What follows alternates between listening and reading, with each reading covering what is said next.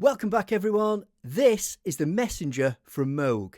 And in this video I'm going to see if I can make a complete track using just the Messenger. So as usual we'll be using Ableton Live for multi-tracking and some basic effects, just a bit of reverb and delay, but every sound you're about to hear is from the Messenger.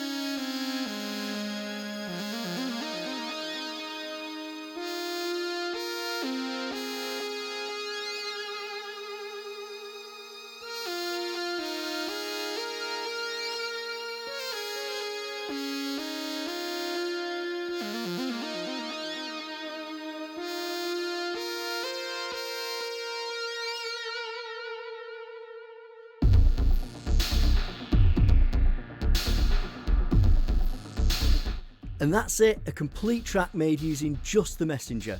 If you want to pick one up for yourself, there's a link in the description. And if you found this video useful, give it a like and subscribe for more cool stuff. Thanks for watching, see you next time.